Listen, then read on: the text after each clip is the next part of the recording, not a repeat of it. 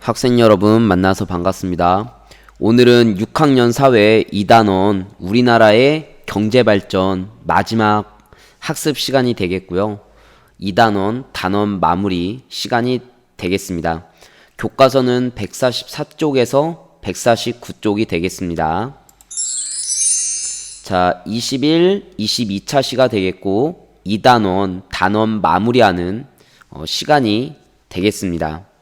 수업 목차를 살펴볼까요? 예, 첫 번째 이젠 정리 콕콕, 그 다음에 두 번째는 사고력 쑥쑥입니다. 이제는 간단한 이런 단원 평가식의 암기력을 평가하는 것보다는 여러분들의 사고력, 그 다음에 논리력을 평가하는 서술형 평가로 많이 바뀌고 있는 추세입니다. 따라서 이번의 활동, 사고력 쑥쑥 이 부분을 좀 더 중점을 두고 공부를 하셔야 되겠습니다. 교과서 144쪽입니다. 파란색 글씨를 좀 중점을 두고 읽어보시기 바랍니다. 선생님이 따로 읽지는 않도록 하겠습니다. 경제활동 나와 있고요. 그 다음에 가계, 기업, 그 다음에 자유경쟁의 원칙, 그 다음에 중화학공업, 첨단산업, 의식주, 여러가지 문제점, 자연환경, 이윤, 교류, 이런 핵심 단어들이 나오고 있습니다. 교과서 144쪽 아래에 보면 이젠 이런 세 가지 질문들이 나와 있는데, 자, 이러한 그 단순 암기력을 요구하는 그러한 질문들은 이제는 점점 사라지고 있고, 여러분들의 생각, 그 다음에 사고력을 요하는 질문들이 좀 더 늘어나고 있는 추세이기 때문에 이런 것들은 그냥 기본적으로 그 단어의 뜻을 알고 있으면 되겠습니다. 1번 생산활동에 참여하는 대가로 소득을 얻어 생활에 필요한 물건을 구입하고 서비스를 제공받는 등 가정 살림을 같이 하는 생활 공동체를 무엇이라고 할까요? 이 경제의 3주체 중에 하나라고 이야기했었습니다. 네, 맞습니다. 가계가 되겠죠. 그래서 선생님이 이야기했었습니다. 어이가 아니라 여의라는 거 이야기했었죠. 자, 두 번째, 필요한 물건을 싸게 사려는 가게와 소비자의 욕구를 반영한 다양한 물건을 만드는 기업이 만나는 곳을 무엇이라고 할까요? 맞습니다. 시장이 되겠습니다. 그래서 이 시장은 가경시장, 복대시장 이런 시장을 이야기하는 것이 아니라 좀 더 넓은 개념의 시장을 이야기하는 것입니다. 그래서 온라인 쇼핑몰에서 사는 것도 시장이라고 할 수 있겠죠. 그리고 증권 시장, 이렇게 좀 더 넓은 개념의 시장이 되겠습니다. 3번, 나라와 나라 사이에 물건을 사고 파는 것을 무엇이라고 할까요? 무역이라고 했습니다. 자, 그러면 교과서 145쪽으로 넘어가도록 하겠습니다.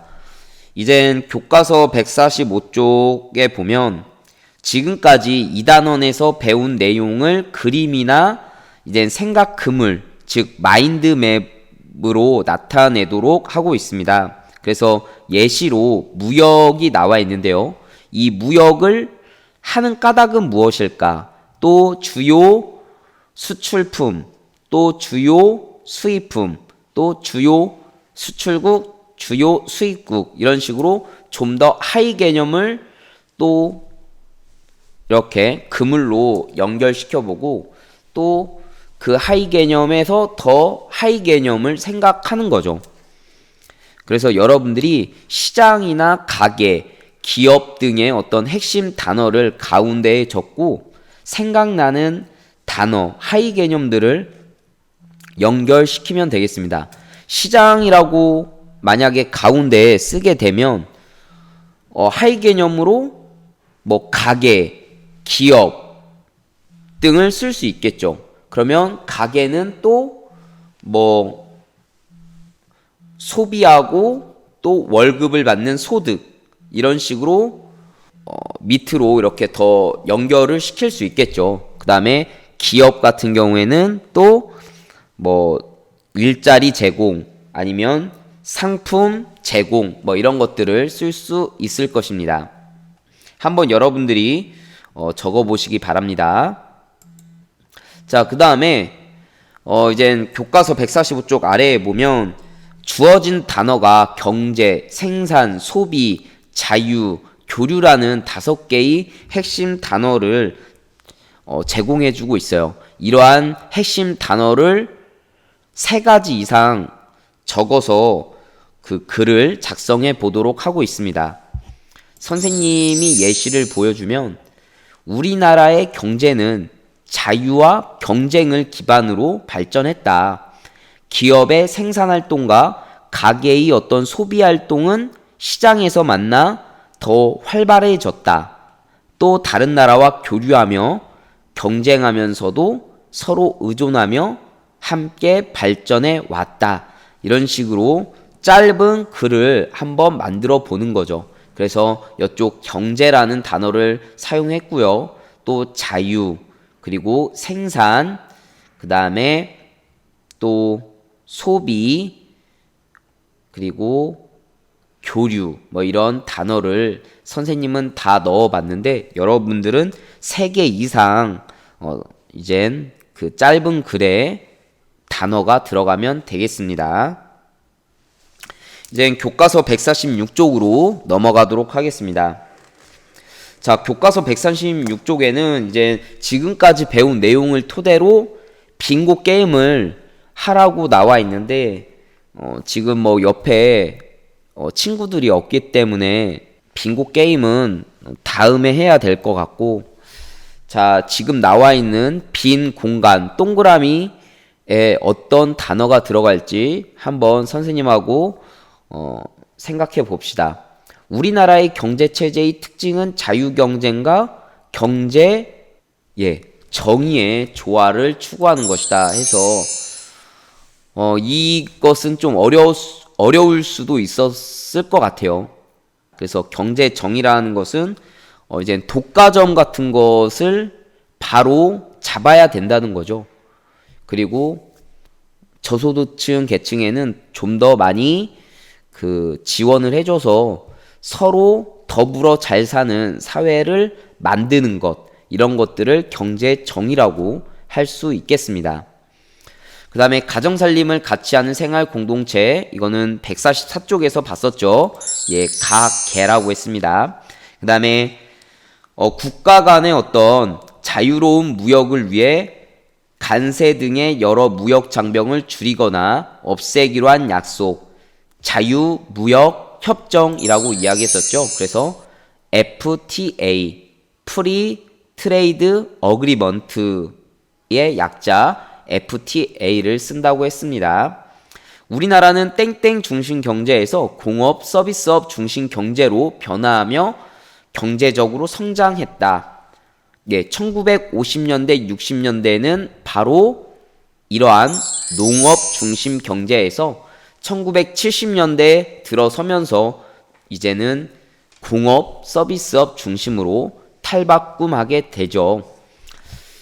또 나라와 나라 사이의 무역 관련 문제를 공정하게 해결하고자 만들어진 국제기구, 무엇이라고 했죠? WTO, 세계 무역 기구가 되겠습니다.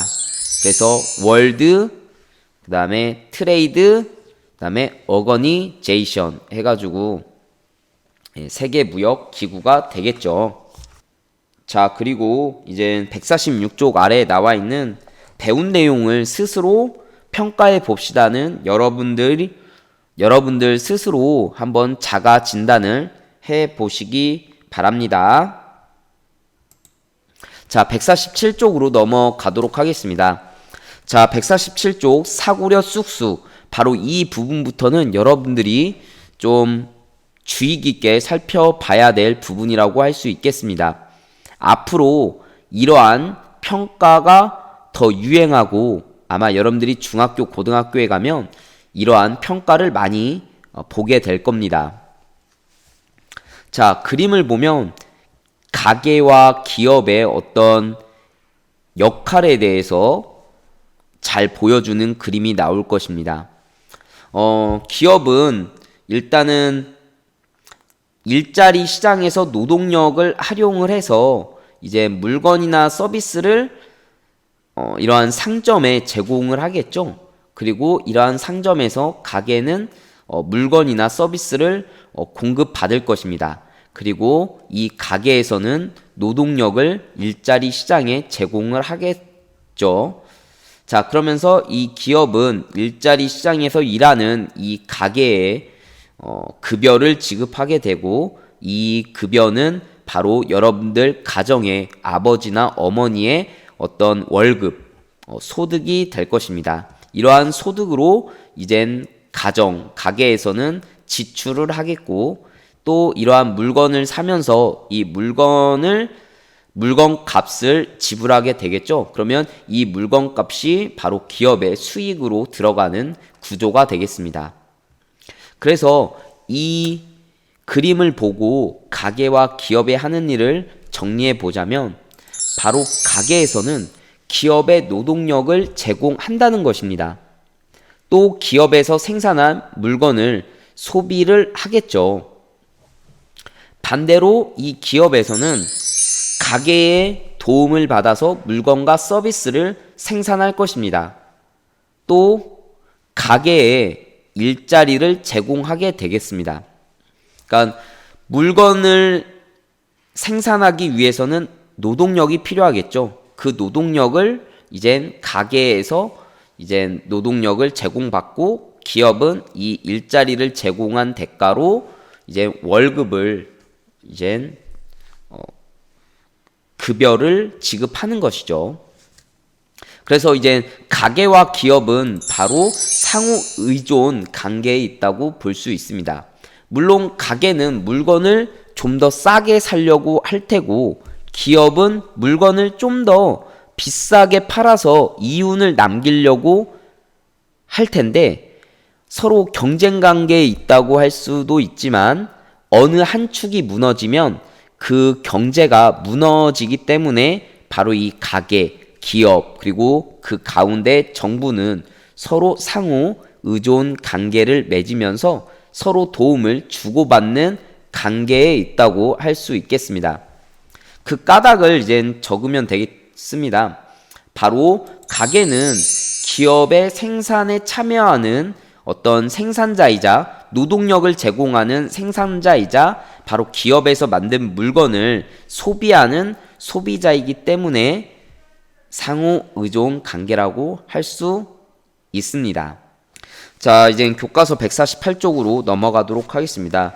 교과서 148쪽에는 이제 50년대, 60년대, 70년대, 그리고 77년도에 있었던 경제적으로 좀 중요한 사건들을 좀 보여주고 있습니다. 1950년대 이제 6.25 전쟁이 발발하면서 이제 우리나라 대한민국 한반도가 황폐화가 됩니다. 그래서 많은 산업시설이 붕괴가 되죠. 그래서 실제로 이 1950년대에는 대학교를 졸업을 했어도 취직할 만한 기업, 회사가 없었습니다. 그래서 그 당시에 대학생들이 많이 취직을 못했죠. 그래서 실업률이 굉장히 높았던 때입니다. 그러다가 이젠 1960년도에 들어서면서 이젠 처음으로 흑백 텔레비전이 생산하게 됩니다. 좀 조심해야 될 게, 1960년대에 이 흑백 텔레비전이 생산됐다고 해서 많은 가정에 텔레비전이 보급됐다고 생각하면 잘못된 생각입니다. 이 생산이 그때 됐다는 거지 각 가정에 보급된 것은 아니에요. 사실 텔레비전이 생산됐을 때 마을에 정말 잘 사는 사람 집에만 이 텔레비전, 흑백 텔레비전이 있었고, 많은 사람들, 마을 주민들이 다 같이 모여서 그 마당에서 시청을 했다고 합니다. 자, 1970년대에는 경부 고속국도가 개통이 됩니다. 이 우리나라는 무역, 수출을 해서 먹고 사는 그런 나라이기 때문에 수출을 하기 위해서는 그 항구 도시로 물건을 날라야 돼요. 근데 그 물건들을 나르기 위해서는 빨리 날라야 되잖아요. 그렇기 때문에 이런 그 SOC, 사회 간접 자본들을 투입해서 이런 고속국도라든가 아니면 항구 도시, 그 항만 시설을 만들고 또 여객기, 비행기 그런 시설들을 만들게 되는 거죠. 그 다음에 1977년도에는 이제 수출 100억 달러를 달성했다고 합니다. 자, 그래서 이젠 그 148쪽 아래에 이제 질문들이 나와 있는데 사진을 보면서 당시 사람들의 생활 모습을 생각해보고 오늘날에는 어떻게 변했는지 이야기해 봅시다 라고 나와 있고요. 이러한 이야기를 1950년, 60년대 어린이에게 소개하는 글을 써보면 되겠습니다. 그래서 1950년대, 60년대 어린이들은 아마 지금의 2020년도의 생활을 보면 굉장히 놀랄 것 같아요. 그래서 선생님이 한번 예시를 보여주면 오늘날에는 스마트폰이라는 물건이 있어. 이 스마트폰을 활용하면 이동하면서 텔레비전을 볼 수 있고 또 얼굴을 보면서 통화도 할 수 있어. 또 자동차나 고속열차를 타면 먼 거리도 빠르게 이동할 수 있어. 이런 식으로 작성을 하면 되겠습니다. 사실 선생님이 중고등학교 때 시절만 하더라도 선생님들이 이제는 걸어 다니면서 인터넷을 할 수 있는 시대가 분명 올 것이다 라고 이야기했었거든요. 근데 정말 2010년도에 들어서면서 이제 스마트폰이 이제 보급이 됐고 대중화되면서 정말 많은 사람들이 걸어 다니면서 인터넷을 하는 시대가 도래했습니다. 또 지하철, 서울에 있는 지하철을 타면 많은 사람들이 스마트폰으로 TV 프로그램을 시청하기도 하고 뭐 자기가 좋아하는 유튜브 그런 채널을 보기도 하는 것 같습니다. 아마 1950년, 60년대 어린이들은 정말 상상도 못할 그런 일들을 우리는 하고 있습니다. 또 더불어 지금 PPT 옆에 아마 선생님 얼굴이 보일 텐데 이런 것도 정말 첨단 기술이 발달하면서 가능한 거겠죠. 그래서 세상이 변화무쌍하게 발달하고 있는 것을 느끼고 있는 요즘입니다. 자, 교과서 이제 149쪽이 되겠습니다. A나라, B나라, C나라, D나라 중에 이제 여러분들이 내가 무역회사 사장이라면 어느 나라와 교류할지 이제 한 나라를 선택하고 그 선택한 나라의 경제 상황이나 그리고 내가 수출할 물건, 그 다음에 수입한 물건들을 한번 적어보는 그런 활동이라고 할 수 있겠습니다. A나라는 옆에 보면 이제 열대 과일들이 많이 나는 그런 나라인 것 같아요. 그래서 A나라는 날씨가 더워서 열대 과일이 풍부하게 생산되며 노동력도 저렴한 편이다. 또 B나라는 물고기를 잡은 모습을 볼 수 있을 거예요. 그래서 이런 B나라는 추운 날씨가 오래 지속되기 때문에 농사를 짓기가 어렵고 사람들은 주로 바닷가 근처에서 생활한다. 추운 날씨이기 때문에 농사를 짓기 어려워요. 그러니까 그 육지에서 생활하는 것보다는 이제 바닷가 근처에서 생활을 하겠죠. 또 정말 바다가 잘 얼지 않거든요. 그러니까 웬만한 추위가 아니면 바닷가는 잘 얼지 않아요. 정말 추운 날만 간혹 이제 그 표면이 조금 얼기는 하죠. 그렇지만 대부분 이제 겨울에 바닷가가 잘 얼지 않기 때문에 이런 추운 지방에서는 바닷가 근처에서 생활을 하고 있습니다. 자, C나라, VR, AR, 증강현실, 뭐 이런 것들을 보고 있는 것 같습니다. 그래서 이 C나라는 국토가 매우 넓고, 첨단 기술이 발달하였으며, 사람들은 다양한 여가 생활을 즐긴다. 또 D나라는 좀 열악한 교실 환경 같아요. 사람들도 교실에 굉장히 빼곡하게 이렇게 앉아 있네요. 그래서 인구가 많고 자원이 부족하여 생활하기가 어렵지만 열심히 배우려고 노력하는 젊은이들이 많다. 그래서 우리나라 1950년대, 60년대도 한 교실에 막 60명, 70명의 학생들이 있었다고 해요. 지금의 교실 같은 크기의 말이죠. 그래서 우리나라 1950년대, 60년대의 어떤 그런 상황하고 비슷한 것 같습니다. 그래서 이제 교과서 149쪽 아래에 여러분들이 A나라, B나라, C나라, 그 다음에 D나라 중에 한 나라를 선택하고 그 나라의 경제 상황을 간단하게 작성해 주면 되겠습니다. A나라를 한번 선택해 봤는데요. A나라의 어떤 경제 상황은 열대 과일이 많고 노동력이 저렴하다. 또 기계와 기술이 발달하지 않았다. 따라서 우리가 수출할 그러한 물품은 기계 아니면 가전제품 아니면 혹은 신발 뭐 이런 것들이 되겠죠. 그리고 수입품은 우리나라에서 잘 자라지 않는 바나나, 망고, 뭐 파인애플 뭐 이런 열대 과일을 수입하면 되겠습니다. 자, 이로써 이제 남은 2단원 우리나라의 경제발전 단원 마무리 학습도 마쳐서 6학년 1학기 사회교과서를 모두 다 끝냈습니다. 부족한 부분은 여러분들이 스스로 자기 주도적인 어떤 학습을 통해서 반드시 알고 넘어가야 되겠습니다. 그동안 선생님과 함께 이제 사회 공부하느라 고생 많았고요. 다음 시간에 더 재미나고 알찬 수업으로 2학기 때 만났으면 좋겠습니다. 뭐 2학기라고 해봤자 다음 주가 되겠지만 말이죠. 자, 오늘도 선생님하고 같이 공부해줘서 고맙고요. 오늘 하루도 건강하고 행복한 그런 하루가 됐으면 좋겠습니다. 그러면 다음 시간에 만나요. 안녕.